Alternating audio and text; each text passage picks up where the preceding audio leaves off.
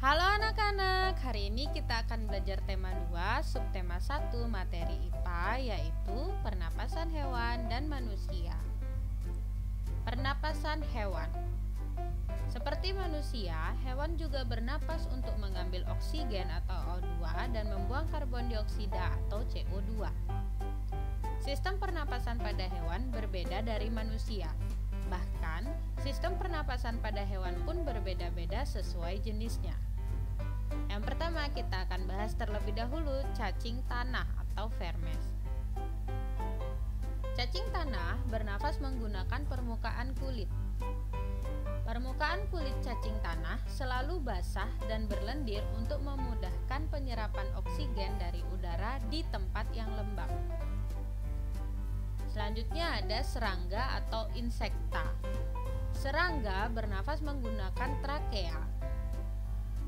Trakea merupakan sistem tabung yang memiliki banyak percabangan atau trakeola di dalam tubuh. Selanjutnya ada ikan atau Pisces. Ikan bernapas menggunakan insang.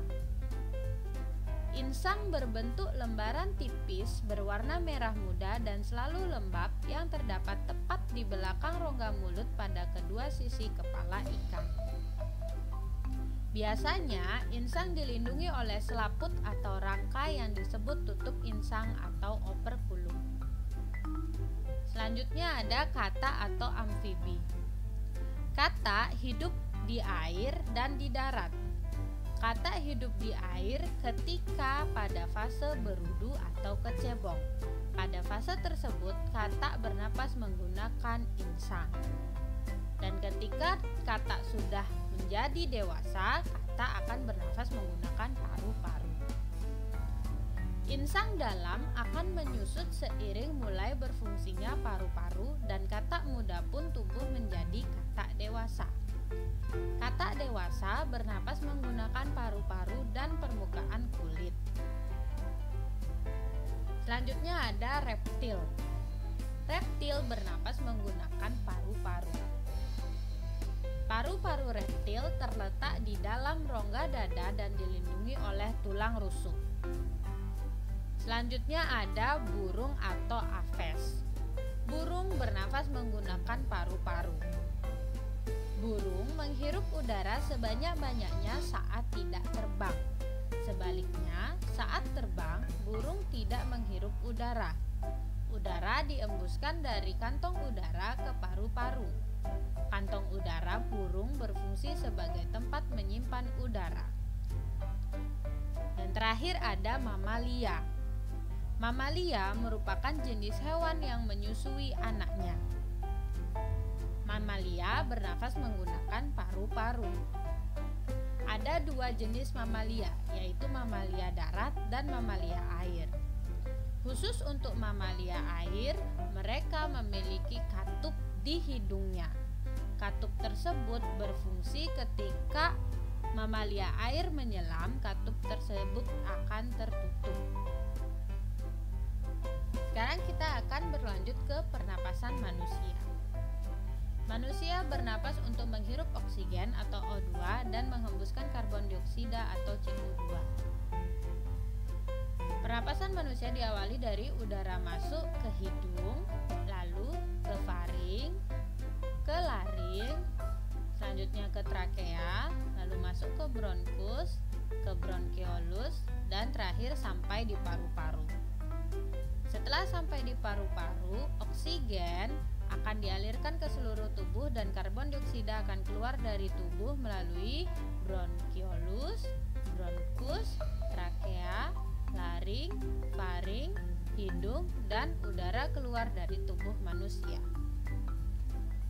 Berikut merupakan organ pernapasan manusia. Yang pertama ada hidung, lalu ada faring, ada laring, ada trakea, bronkus, paru-paru, dan ada juga otot diafragma.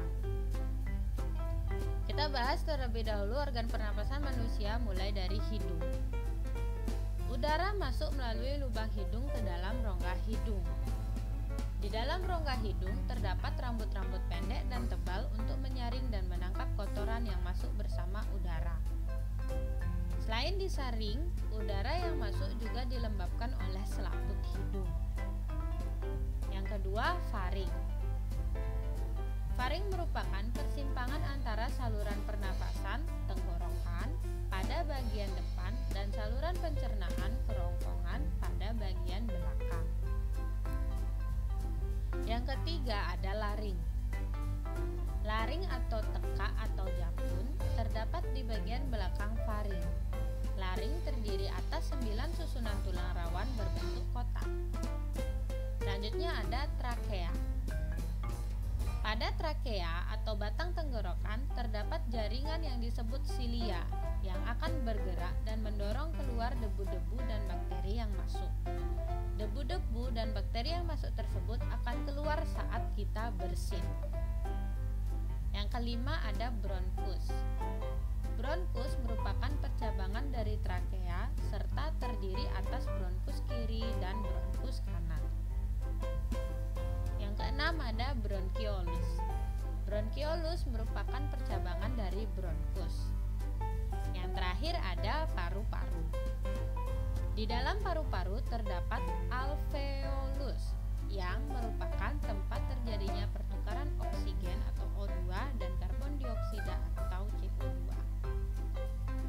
Alveolus dikelilingi kapiler-kapiler darah. Alveolus berbentuk seperti buah anggur. Selanjutnya kita akan membahas mengenai proses pernapasan manusia. Bernapas adalah kegiatan menghirup oksigen ke dalam tubuh dan membuang karbon dioksida dari dalam tubuh. Kegiatan bernapas membutuhkan kekuatan otot. Otot pernapasan utama adalah diafragma. Diafragma berbentuk seperti kubah dan terdapat di dalam tubuh di bagian bawah rongga dada.